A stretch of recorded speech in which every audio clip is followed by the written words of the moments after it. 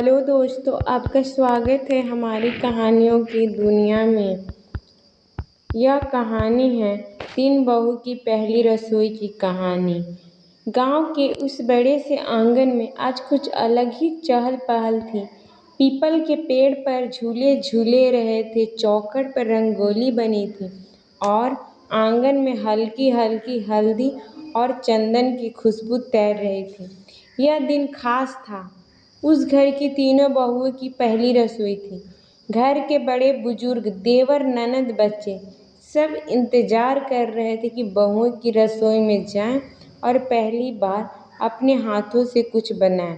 सबसे बड़ी बहू सरिता शहरी थी, पढ़ी लिखी और थोड़ा संकोची, पर आज उसने पहली अपनी चूड़ियाँ खनकाई और साड़ी का पल्लू कमर में खोसा और रसोई के एक कोने में खड़ी हो गई।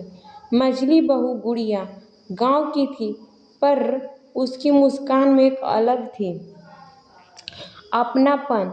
वो तो जैसे रसोई में कदम रखते ही आत्मविश्वास भर गई। सबसे छोटी रानी अभी अभी आई थी।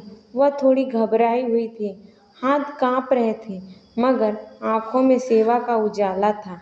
3 बहुएं एक साथ रसोई में घुसी, हंसी, झिझक, प्यार और थोड़ा नोक-झोंक के साथ।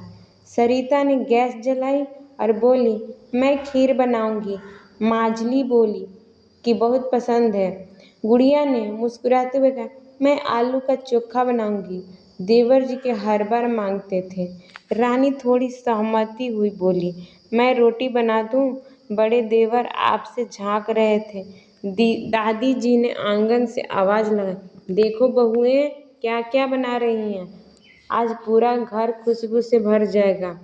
सरिता जब खीर से इलायची डाल रही थी, उसकी आंखों में अचानक अपनी माँ की याद आ गई। कैसे वो भी पहली बार इसी तरह घबराई थी। वो मुस्कुरा दी। गुड़िया जब चोखा मसल रही थी, उसने मन में ससुर जी की बातें गूंज रही थी, बस थोड़ा सा सरसों का तेल और जरा सा प्यार डाल देना बहू।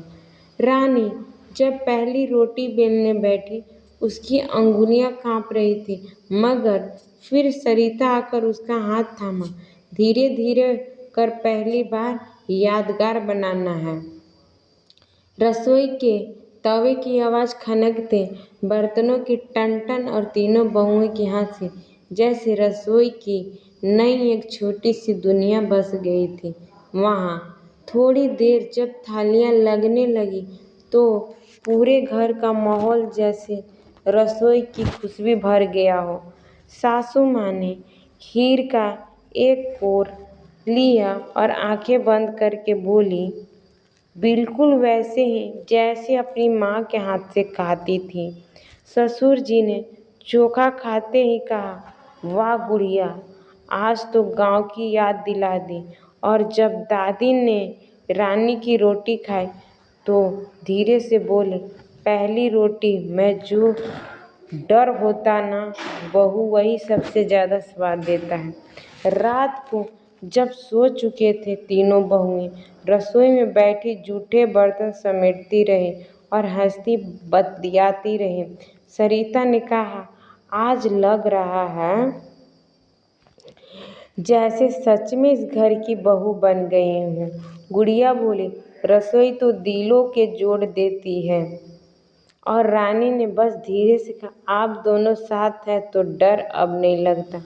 चूल्हे की आंख में सब अब थोड़ी गर्मी थी, जैसे उस पहली रसोई की यादें वहाँ हमेशा के लिए बस गई थी। अगर कहानी अच्छी लगी हो तो मेरे चैनल को सब्सक्राइब कीजिएगा, ज़्यादा से ज़्यादा शेयर